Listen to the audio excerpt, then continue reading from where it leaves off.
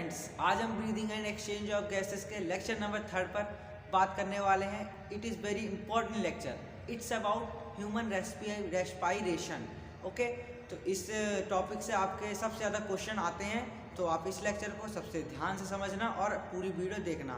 तो my name is Himanshu Gupta, और अगर आप चैनल पर नए हैं तो इस चैनल को सब्सक्राइब कर लें, बेल आइकन दबा लें, ताकि जब भी हम ऐसी इंटरेस्टिंग वीडियो डालें तो आपके पास सबसे पहले पहुंच जाए, जिससे आपके क्लास से मार्क भी अच्छे आए और आप अपनी मंजिल तक पहुंचने के रास्ते में थोड़ा सा आसानी हो सके। तो चलो लेक्चर को स्टार्ट करने से पहले हम देख लेते हैं जो हमने आपको कम्युनिटी क्वेश्चन दिए थे। आई होप सबने उस कम्युनिटी क्वेश्चन को ध्यान से करा होगा और हमें अच्छी वोटिंग भी आई है। तो चलो उसके क्वेश्चन हम के आंसर करते हैं। तो ये रहा पहला क्वेश्चन आपकी स्क्रीन पर। क्वेश्चन क्या कहता है? Which organ does not consist in respiratory system. आपको 4 ऑप्शन दिए गए हैं, जिससे बताना है आपको कि इनमें से कौन सा जो ऑर्गन है वो रेस्पिरेटरी सिस्टम में नहीं आता है। तो पहला ऑप्शन है आपका transport of fluid, second option exchange of blood, third option is exchange of material and fourth option is exchange of gases. तो आपको ये बताना था रेस्पिरेटरी सिस्टम में क्या नहीं आता है, जिसमें है एक्सचेंज ऑफ गैसेस, सिस्टम में नहीं आता है। ओके, याद रखना। So next question is the nasal passage separated from each other are called. जो नेसल पैसेज होती है, मतलब नॉस्ट्रल से होगा, नॉस्ट्रल 2 छेद, उसके अंदर जो नेसल पैसेज होती है उसे जो 2 अलग भागों में बांटता है उसे क्या बोलते हैं? So first option is nasal septum, second option is nasal passage, third option nasal cavity and fourth option is nasopharynx. तो इसका करेक्ट ऑप्शन है आपका nasal cavity, sorry nasal cavity या फिर नेसल सेप्टम। ओके, इसका आंसर है आपका nasal septum. अगला क्वेश्चन थर्ड आपकी स्क्रीन पर। Which cell are secreted the mucus in respiratory region. Mucus कौन सिक्रीट करता है रेस्पिरेटरी रीजन में? ये आपसे जरूर पूछेगा, या फिर आपसे पूछेगा डाइजेशन वाले पार्ट में या फिर रेस्पिरेटरी में। डाइजेशन में तो आपके स्टमक में था जो म्यूकस नेक सेल रिलीज करती थी, पर जो रेस्पिरेटरी रीजन में ऑप्शन थे आपके simple cell, squamous epithelium cells, mucosal cell और म्यूकस नेक सेल। तो आपको यहाँ कंफ्यूज करने के लिए 2 दिए गए हैं, म्यूकस सेल या म्यूकस नेक सेल, क्योंकि आप प्रीवियस चैप्टर में पढ़ के आओ कि म्यूकस नेक सेल ही म्यूकस सिक्रीट करते हैं, तो आप इसमें कंफ्यूज हो सकते हो। तो इसका करेक्ट आंसर है मुकोस सेल, याद रखना आप। तो क्वेश्चन नंबर 4 ये रहा आपकी स्क्रीन पर। The length of pharynx from internal layers to larynx. Pharynx की अंदरी लेयर से लैरिंग्स तक की दूरी कितनी होती है? So first option is 1.3 centimetre, second 13 centimetre और third option 0.13 metre, fourth both 1 और 2। तो इसकी लंबाई होती है 13 सेंटीमीटर। ओके, और इसे हमने मीटर में चेंज कर लिया 0.13 सेंटीमीटर। तो इसका correct option is option number 4 जो है 1 और 2, बोथ 1 और 2। नेक्स्ट क्वेश्चन ये रहा आपकी स्क्रीन पर। The length of trachea is. Trachea की लेंथ क्या होती है? First option 12 centimetre, second option 12 decimetre, third option 12 metre and fourth option is 12 metre. So correct option is option number first 12 centimetre. Question number 6 ये रहा आपकी screen पर। The number of rings cartilage in human beings. ये बहुत ही important question है जो हमने आपको पार्ट नंबर 2 में पढ़ाने से पहले बताया था। फर्स्ट ऑप्शन 15 से 16 रिंग्स होती हैं, सेकंड ऑप्शन 14 से 18 रिंग्स, थर्ड ऑप्शन 16 से 17 रिंग्स और फोर्थ ऑप्शन था आपका 12 से 13 रिंग्स।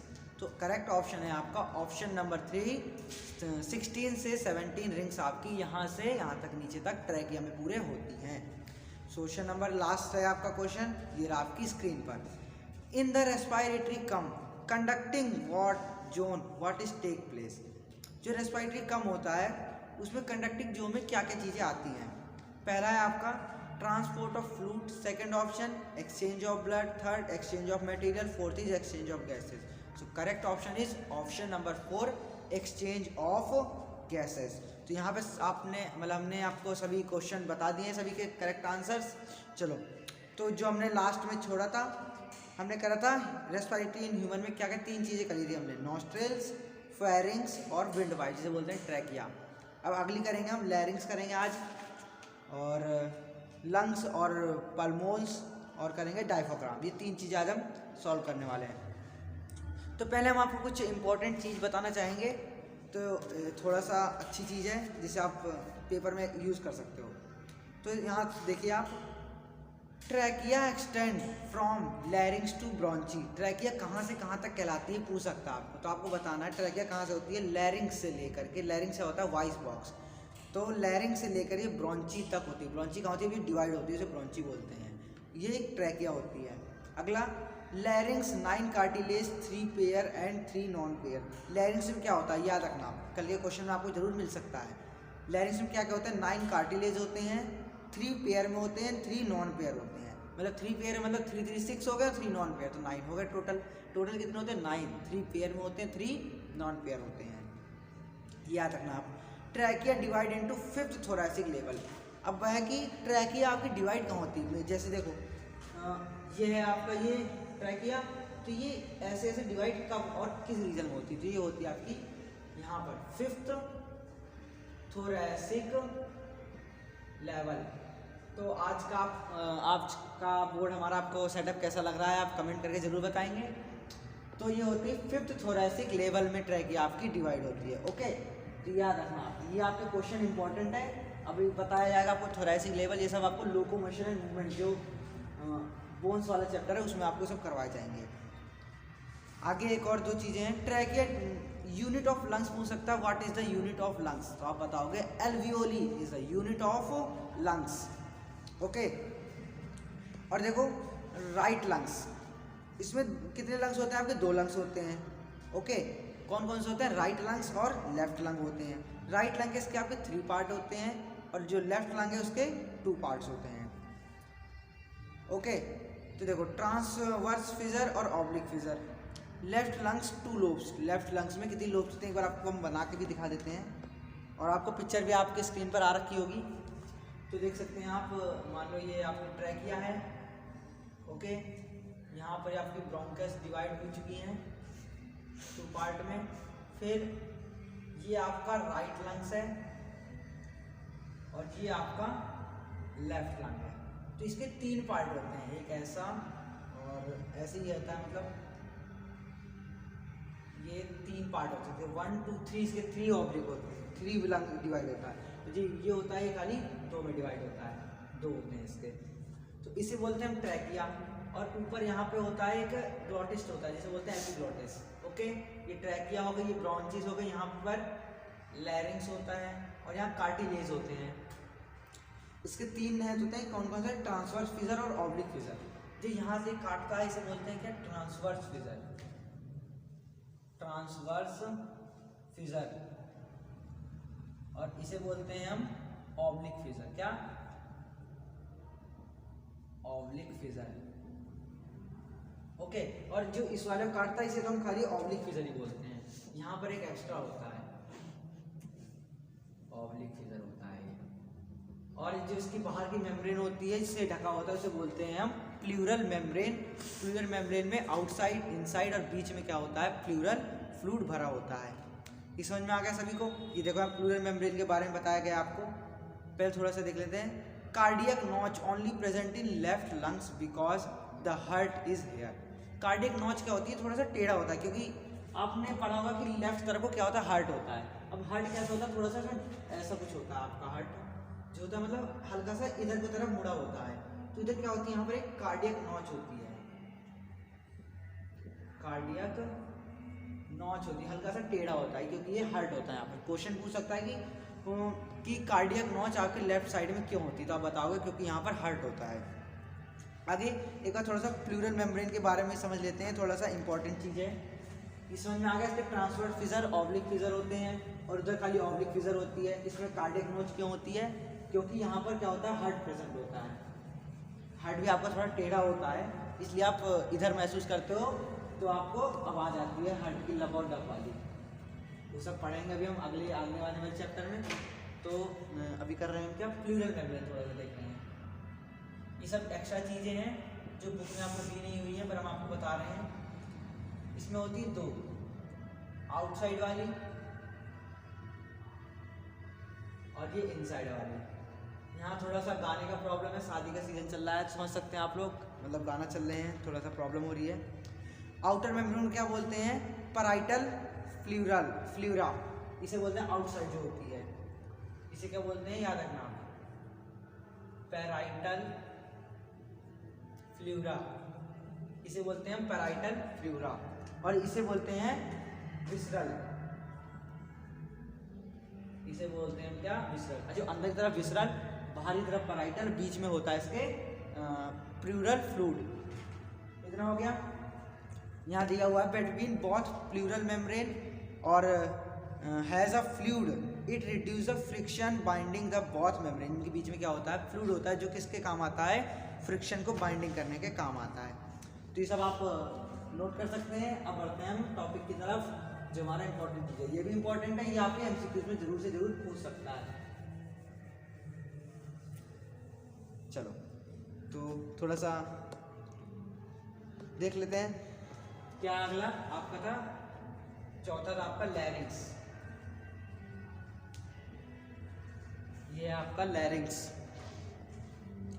इसमें क्या होता है, it is the commonly called voice box. इसे ज़्यादातर लोग क्या कहते हैं, इसे वॉइस बॉक्स कहते हैं। क्या बोलते हैं इसे, लिख देते हैं यहाँ पर, it is commonly called voice box. पता ही होगा आपको इसे क्या बोलते हैं, वॉइस बॉक्स होती हैं। यहाँ कितनी रिंग कार्टिलेज होते हैं, 9 होते हैं, 3 पेयर में, तो 3 लिख देते हैं, 3 पेयर में होते हैं और 3 नॉन पेयर। तो टोटल कितने हो गए आपके, टोटल ये हो गए आपके 9 कार्टिलेज होते हैं, 9 होते हैं। ओके, आगे, it is an organ in the neck of the mammal involve sound production. ये ऑर्गन होता है कहाँ पर, मैमल के, जो किस काम में आता है, साउंड प्रोडक्शन के काम में आता है। ओके, आगे चीज अगली क्या है, the larynx house the pair fold of the vocal cord which are called instead. देखो यहाँ पे थोड़ा सा इंपॉर्टेंट चीज दी हुई है, in adult human the larynx is found in anterior neck level of 3rd to 6th cervical vertebrate. उसमें क्या था, 5th वर्टिकल वो था, यहाँ कितना है, 3rd या फिर 6th लिख देते हैं, इंपॉर्टेंट चीज है। In adult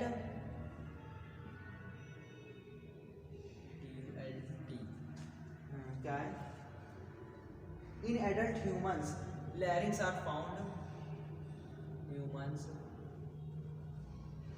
larynx are found in the anterior neck at the in the anterior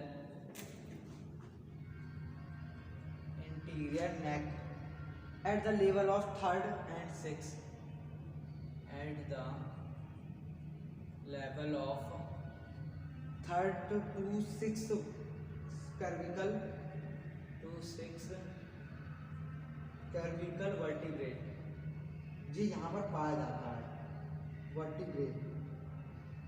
okay, कहाँ पाया जाता है, 3rd या फिर 6th में ये पाया जाता है। थोड़ा सा आप इसे नोट करें जब तक हम इंक डाल लेते हैं अपने मार्कर में। तो समझ में आया सभी को कि लैरिंक्स को क्या बोलते हैं, इसे बोलते हैं वॉइस बॉक्स होते हैं। इसमें 9 कार्टिलेज होते हैं। कौन कौन से होते हैं, 3 पेयर में होते हैं, 3 नॉन पेयर होते हैं, ये याद रखना है आपको। फिर अगली चीज़ है, ये कहाँ पाया जाता है, ये एडल्ट ह्यूमन में, ये आपके 3rd या फिर 6th के बीच में सर्विकल वर्टिब्रेट के पास पाया जाता है, ये याद रखना आप। ओके,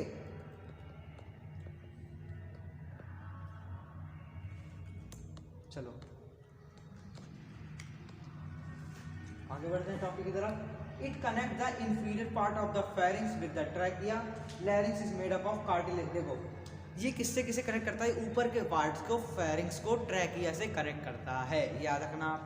और क्या है, larynx is made up of, larynx किससे बना होता है, कार्टिलेज से बना होता है, बताया हमने आपको। Present in the upper part of the trachea, it's upper part has a opening. इसके एक ऊपर पार्ट में, इसका आपको पिक्चर दिख रही होगी आपके यहाँ पर, कि जो इसके ऊपर वाले पार्ट में आपको क्या होता है, एक ग्लोटिस होता है, जो किससे बचाता है, फूड को, फूड पाइप में, फूड को एयर पाइप मतलब ट्रैकिया में एंटर करने से बचाता है। अगर फूड आपका इसमें एंटर कर गया तो क्या होगा, तो आपकी डेथ भी हो सकती है खाना फंसने से। ओके, इसलिए कहते हैं कि खाना खाते समय बोलना नहीं चाहिए। आगे, during swelling the food it this glottis can be covered. जब अंदर लेते हैं खाना तो ये जो ग्लोटिस होता है बंद हो जाता है, किसके कारण, एपिग्लोटिस से बंद हो जाता है। Epiglottis is a leaf shape, ये एक पत्ती शेप का होता है cartilage structure made up of elastic cartilage. किससे बना होता है? इलास्टिक कार्टिलेज से बना हुआ होता है। इतना समझ में आ गया सभी को? अब देखो द थ्री सिग्नल सॉरी यहाँ पर देखो thyroid cartilage is involve in formation of Adam's apple. जो थायराइड कार्टिलेज होता है वो क्या बनाने में काम आता है?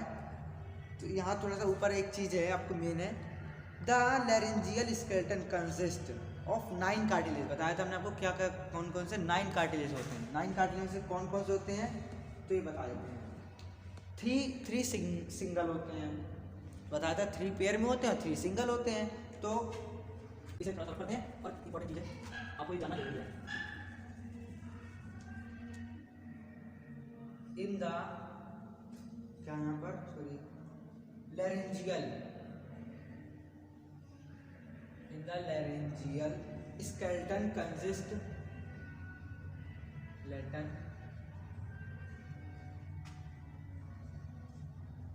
consist 9 cartilage. 9 कार्टिलेज होते हैं, इसमें से 3 क्या होते हैं? सिंगल होते हैं। इसमें से 3 क्या होते हैं? सिंगल। कौन कौन से? थायराइड होती है और क्रिकॉइड और एपिग्लॉटिस। थायराइड और आपकी क्रिकॉइड और एपिग्लॉटिस। एपिग्लॉटिस ये एपिग्लॉटिस यस ओके। तो ये 3 होती हैं जो क्या होती हैं? सिंगल होती हैं एंड 3 पेयर में होती है। बताया था हमने आपको पहले ही, सबसे पहले बता दिया, इसलिए 3 पेयर में 3 सिंगल। 3 सिंगल के नाम थायराइड, क्रिकॉइड और थर्ड इज एपिग्लॉटिस। और जो 3 पेयर में होती हैं उनके नाम क्या होते हैं? 3 सिंगल हो गई और 3 पेयर में होती हैं, मतलब जो 2 होती हैं तो उसके नाम भी आपको यहाँ पर इम्पोर्टेंट है। कौन कौन सी होती हैं आपकी? अराइटिनॉइड,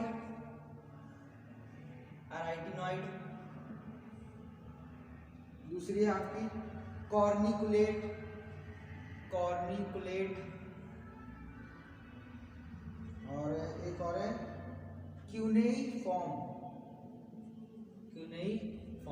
ये 3 होती हैं। तो देख सकते हैं आप लोग पूरी 9 होती हैं, 3 अनपेयर होती हैं और 3 पेयर में होती है। जो अनपेयर होती है उनके नाम क्या है? Thyroid, cricoid, third is epiglottis. और जो पेयर में होती हैं उनके नाम है आपकी सॉरी यहाँ पर आई थिंक गलती होगी, नहीं सॉरी एराइटिनॉइड, कॉर्निकुलेट और क्यूनिफॉर्म। ये 3 होती हैं। समझ में आ गया सभी को? और आगे दिस थायराइड कार्टिलेज होती है, किसको बनाने में काम आती है? एडम्स एप्पल को। तो आपको क्वेश्चन मिल सकता है, thyroid cartilage is involve the formation of thyroid cartilage is involve the formation of किसको बनाने में? Adam's apple. ये क्या होता है? एडम्स एप्पल ये बनाने में काम आती है। ये खाली आपके ज़्यादातर मैन में होती है। ओके, तो अब यहाँ पर एक ऊंचा सा दिख रहा होगा आपको, पिक्चर भी दिख रही होगी, ये से बोलते हैं हम Adam's apple. Okay, it is C shape cartilage and is prominent in males. बता दिया गया ये सी शेप कार्टिलेज होता है। ये कैसा होता है? ये लिख देते हैं यहाँ पर, सी शेप कार्टिलेज होता है। यहाँ ज़्यादातर कार्टिलेज ही पाए जाते हैं। किसमें पाया जाता है? Found in, mainly found in, ज़्यादातर किसमें होता है? मैन में होता है, इन मेंस, आदमियों में ही ज़्यादातर पाया जाता है। ओके, तो 2 चीज़ें खत्म आपकी। अगला पॉइंट है आपका लंग्स एंड पल्मोन्स। अभी इसे पढ़ना है। तब यहाँ क्या होने वाला है? ठीक है, समझ में आ गया सभी को? 9 होते हैं कार्टिलेज, 3 पेयर, 3 अनपेयर। और जो थायराइड होती है किस काम में आती है? वो आती है आपके क्या बोलते हैं उसे? एडम्स एप्पल को फॉर्मेशन बनाना, उसे काम आती है। ज़्यादा किसमें होता है? आदमियों में भी होता है। अब क्या है अपना? Lungs and pulmones. Lungs and pulmones. आपको कोई भी परेशानी हो तो आप हमें कांटेक्ट कर सकते हैं। हमने आपको नंबर दे रखा है डिस्क्रिप्शन बॉक्स में, आपको दिख रहा होगा। तो आपको कोई भी दिक्कत हो आप कॉल कर सकते हैं या फिर कमेंट करके ज़रूर पूछ सकते हैं। हम आपको उसका आंसर देने की ज़रूर कोशिश करेंगे। Okay, lungs are soft, spongy and elastic organ which pinkish in colour. ये देखो यहाँ मिल गया अच्छी चीज़। ये कैसे होते हैं, लंग्स कैसा होता है, पिंकिश कलर होता है। स्टार्टिंग जब बचपन होता है पिंकिश कलर होता है, जब मतलब बड़े हो जाते हैं लोग, धुआं धक्कड़ सिगरेट बीड़ी पीते हैं तो इससे ये काले हो जाते हैं, इससे बहुत ज़्यादा नुकसानदायक है। तो ये कैसे कलर के होते हैं, पिंकिश कलर के होते हैं। ये कैसे होते हैं, इलास्टिक ऑर्गन्स होते हैं, इलास्टिक ऑर्गन होते हैं, which are pinkish in colour. कैसे कलर के होते हैं, गुलाबी कलर के, pinkish in colour. Okay,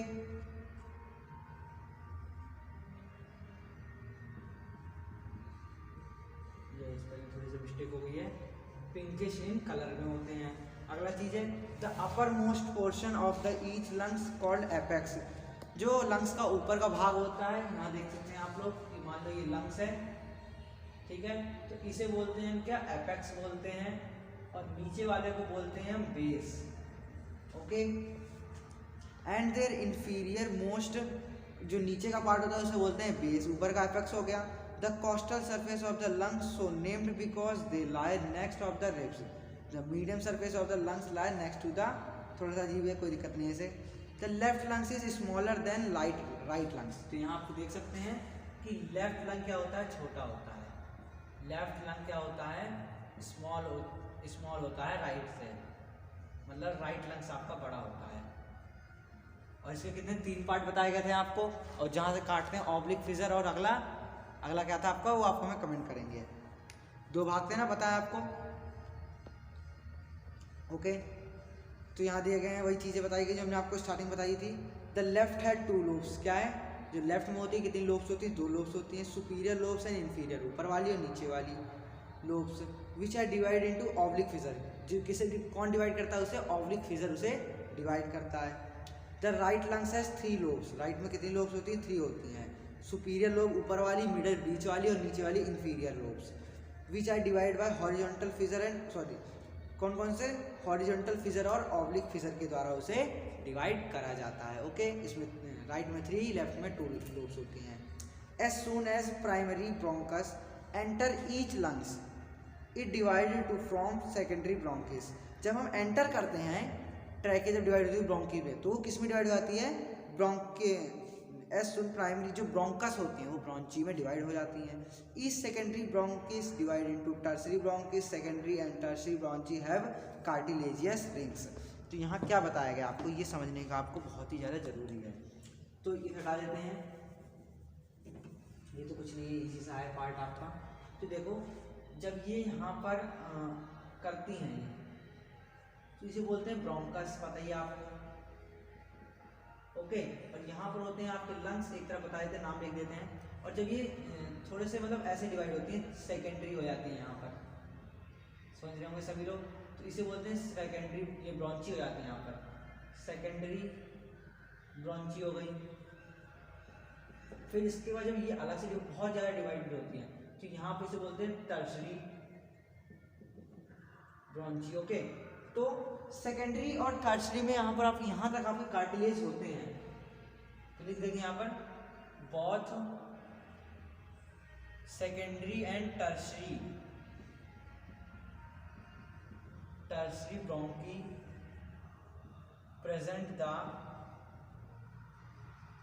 cartilage. तो सेकेंडरी और टर्सरी में दोनों में कार्टिलेज होते हैं, इसके बाद नहीं होते हैं, याद रखना। आप ये जरूर पूछ सकते हैं, इंपॉर्टेंट चीज़ है। ब्रोंकी हैव कार्टिलेजियस रिंग्स होती हैं। फिर आता है इसके बाद ब्रोंकियोल्स, और छोटे छोटे डिवाइड हो जाते हैं।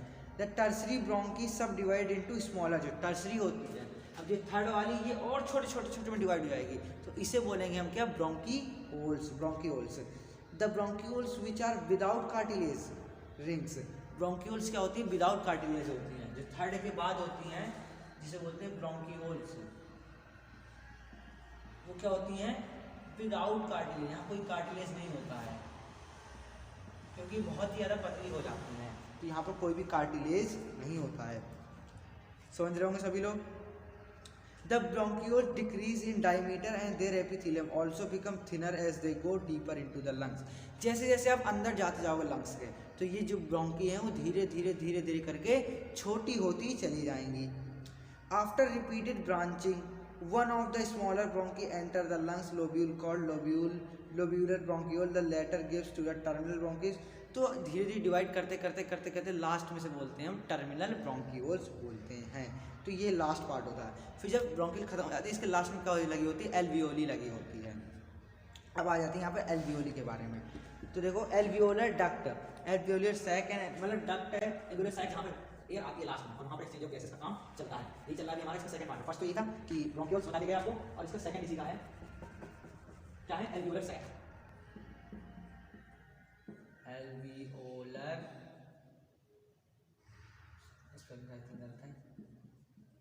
एल्वियोलर सैक एक बार मैच कर लेते हैं. सही है. ओके ठीक है. एल्वियोलर डक्ट हो भी बोलते हैं. The respiratory bronchioles open into the alveolar when terminate it expand in artery which is turn led in the alveolar sac in air sac. तो इसे क्या बोलते हैं, एयर सैक, जहाँ पर एयर का स्थान होता है, ये होती है एयर सैक एल्वियोलर. इसे ही बोलते हैं हम क्या, यूनिट ऑफ लंग्स. लिख देते हैं यहाँ पर, इसे क्या बोलते हैं, यूनिट ऑफ लंग्स. इसे बोलते हैं यूनिट ऑफ लंग्स होती है alveoli. The latter open into the alveoli. अगर सारी एल्वियोली को खोल दे तो यहाँ कितनी होती हैं, दोनों लंग्स को मिला करके 300 मिलियन एल्वियोली इन 2 लंग्स. कितनी टोटल लंग्स, टोटल एल्वियोली कितनी होती है, 300 मिलियंस. 1 मिलियन में कितने होते हैं, 10 लाख होते हैं. मतलब 300 millions alveoli in both lungs. दोनों लंग्स में कितनी होती है, 300 मिलियन, 300 मिलियन. तो आप हिसाब लगा सकते हो कि 1 मिलियन में 10 लाख, तो 300 मिलियन में कितनी होंगी. ओके, तो ये यहीं पर होता है थोड़ा सा और. ठीक है, इतना ही है ये. The wall of alveoli has extensive network of blood. जो इसकी बाहर जो मान लो, देखो बता समझा देते हैं हम आपको. ये ट्रैकिया थी, यहाँ पे जो डिवाइड हुई थी, इसके बाद ये आती है, ये एल्वियोली होती है. तो एल्वियोली के यहाँ पर बाहर क्या होती हैं, ये होती हैं कैपिलरीज. हाई ब्लडिंग, यहाँ मतलब सबसे ज़्यादा यहाँ पर ब्लड होता है. Blood capillary interest with the elastic at reticulum connective tissue fibre due to very intimate contain the blood capillary with the alveoli exchange of gases take place. क्योंकि ये एल्वियोली होती बहुत ही ज़्यादा पतली होती है, इसलिए यहाँ से गैस का एक्सचेंज हो जाता है. तो ये सब आपको समझ में आ गया. अब लास्ट है आपका डायफ्राम. जो भी इंपॉर्टेंट है वो क्या होता है, डायफ्राम वो आपके जो नीचे जो मतलब जो इसे उठाने का काम करता है, आपको पूरे लंग्स को आपको उठाने का काम करता है, उसे बोलते हैं डायफ्राम. अगली ये लास्ट आज का टॉपिक है डायफ्राम. ओके, तो ये स्टमक के ऊपर होता है. देख सकते हैं आप सब लोग. इट इज़ द, इस पर आपकी पिक्चर भी आ रही होगी इसकी. It is a characteristic feature of the mammal. ये मैमल का एक बहुत ही अच्छा फीचर है. It is a dome shaped muscular structure. Dome मतलब क्या होता है, मकबरा, समझ रहे हो ना. तो कैसा होता है, dome shape muscular structure separating the thoracic and abdominal cavity. देखो जो सीने तक की होती है उसे बोलते हैं थोरैसिक कैविटी, और जो पेट की होती है एब्डोमिनल कैविटी. तो एब्डोमिनल कैविटी को और थोरैसिक कैविटी को ये क्या करता है, सेपरेट करता है. और इसका शेप कैसा, डोम शेप कुछ इस प्रकार का होता है.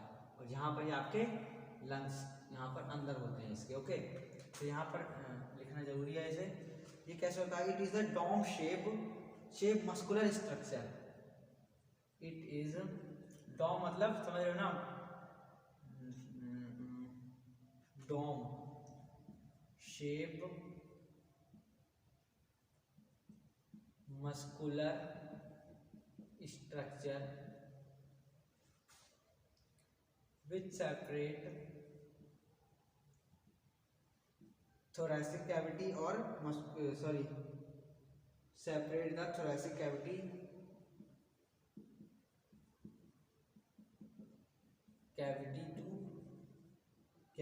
and the cavity and abdominal cavity को separate करता है. abdominal cavity को क्या करता है, separate करता है. Okay, it form the floor of the thoracic, ये क्या बना देता है थोरेसिक कैविटी के लिए एक फ्लोर मतलब एक छत सी बना देता है ताकि उसमें वो टिका रहता है। आगे, it is composed of peripheral muscular portion of the central portion called central tendon. यहाँ पे क्या होता है सेंट्रल पोर्शन से भी नसें आई होती हैं जो सेंट्रल टेंडन, क्योंकि ये माइंड से कनेक्ट होता है, उठाना पड़ता है, नीचे गिराना पड़ता है। The most important function of the diaphragm mammal to aid respiration, में सबसे ज़्यादा मोस्ट इंपॉर्टेंट फंक्शन होता है किसके लिए, puncturing of diaphragm result the stoppage of breathing. अगर डायफ्राम क्या हो गया पंचरिंग हो गया तो क्या हो जाएगा यहाँ पर ब्रीदिंग क्या हो जाएगी रुक जाएगी। The term fennec associated with diagram, the diaphragm is supplied by the ferric nerves. तो डायफ्राम को कौन सप्लाइड किया जाता है, किसके द्वारा सप्लाइड किया जाता है, फेरिक नर्व्स के द्वारा सप्लाइड किया जाता है। तो यहाँ तक आपको सभी को समझ में आ गया होगा।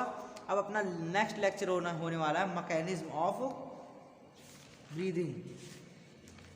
ओके, तो अभी थोड़ा सा मेन चीज़ें एक आध चीज़ आपको बता सकते हैं अगर हम बताना चाहें तो। देखो ये सब चीज़ आपको बता दी कि कंडक्टिंग जोन कहाँ तक का होता है और रेस्पिरेटरी ब्रोंकिस जोन कहाँ तक का होता है। तो देखो ट्रैकिया, ब्रोंची और टर्मिनल ब्रोंचियोल्स ये कहाँ तक कहते हैं कंडक्टिंग जोन आते हैं। ओके, इसके बाद रेस्पिरेटरी जोन में कौन कौन सा आता है, रेस्पिरेटरी ब्रोंकियोल्स और एल्वियोली डक्ट, वो दो चीज़ें आती हैं आपकी रेस्पिरेटरी ब्रोंकियोल्स में। फंक्शन ऑफ कंडक्टिंग जोन, तो देख सकते हैं आप कंडक्टिंग जोन का फंक्शन क्या है, conduct of air from nostril से एयर लेती है और नीचे तक पहुंचाती है और एयर को क्लियर करती है। ह्यूमिडिफाई ऑफ एयर, इजी चीज़ें हैं। ह्यूमिडिफाई मतलब अगर बाहर से गर्म हवा आ रही है तो इसे क्या करेगी, बॉडी के टेम्परेचर में इसे चेंज करेगी। मेंटेन टेम्परेचर समझ गए होंगे आप सभी लोग, इससे कंडक्टिंग जोन के फंक्शन ईजी हैं। रेस्पिरेटरी जोन के क्या फंक्शन है, डिफ्यूजन ऑफ गैस, बस क्या करता है यहाँ पर गैस का डिफ्यूजन मतलब ऑक्सीजन अंदर जाती है, कार्बन डाइऑक्साइड बाहर आती है, ये हो गया रेस्पिरेटरी जोन के function. C shape cartilage present in trachea initial bronchioles तक, इनिशियल ब्रोंकियोल्स तक सी शेप कार्टिलेज प्रेजेंट होते हैं। इनिशियल ब्रोंकियोल्स बोले तो सेकेंडरी और टर्सरी ब्रोंची। फिर आता है एल्वियोली, यूनिट ऑफ लंग्स होती है। टोटल एल्वियोली कितनी होती है, 3 मिलियन अप्रॉक्स होती है दोनों मिला के। इसका एल्वियोली का एरिया कितना होता है, 80 से लेकर के 100 मीटर स्क्वायर तक एरिया कवर करती हैं। और इसमें क्या होती है, नंबर ऑफ डिफ्यूजन मेम्ब्रेन, कितनी डिफ्यूजन मेम्ब्रेन होती है एल्वियोली में, एल्वियोली में 3 डिफ्यूजन मेम्ब्रेन्स होती हैं, ये याद रखना कितनी, 3। एल्वियोली मेम्ब्रेन, कैपिलरी मेम्ब्रेन और मिडगॉथ। तो देखो पहले तो एल्वियोली मेम्ब्रेन हो गई, इसके बाद कैपिलरी जो निकल रही होगी उसकी मेम्ब्रेन और बीच की मेम्ब्रेन। तो इसमें जो एल्वियोली मेम्ब्रेन होती है इसे आपको डायग्राम बनाना जरूरी है। ओके, थोड़ा सा डायग्राम बना के समझाएंगे तो आपको अच्छे तरीके से समझ में आ सकता है ये, क्योंकि इंपॉर्टेंट चीज़ है और आपको इसकी सारी मेम्ब्रेन याद होनी भी चाहिए। तो यहाँ पर क्या है, नंबर ऑफ डिफ्यूजन मेम्ब्रेन, जहाँ जिससे डिफ्यूजन होता है, डिफ्यूजन मेम्ब्रेन तो कितनी होती है यहाँ पर, 3 होती है। कौन कौन सी, एल्वियोलर मेम्ब्रेन, पहली हो गई आपकी एल्वियोलर मेम्ब्रेन, ओके। दूसरी होती है आपकी कैपिलरी और थर्ड होती है मिड। दूसरी कौन सी होती है, कैपिलरी मेम्ब्रेन, थर्ड होती है आपकी mid, both A and B, जो बीच में होती है, मिड मेम्ब्रेन लिख सकते हैं इसे। अब देखो ये बनी किस से होती है, जो आपकी एल्वियोलर मेम्ब्रेन होती है वो बनती होती है सिंपल स्क्वैमस एपिथेलियम। ये किससे बनी होती है आपकी, सिंपल स्क्वैमस एपिथेलियम सेल से बनी होती है। ओके, अगली ये बनी होती है आपकी एंडोथेलियम मेम्ब्रेन, एंडोथेलियम मेम्ब्रेन से बनी होती है सेल ही मान लो। और ये होती है बेसमेंट मेम्ब्रेन होती है, यहाँ पर 3 हो गई। Okay, thickness of membrane less than 1 millimetre, ये भी इंपॉर्टेंट है आपका, क्या है,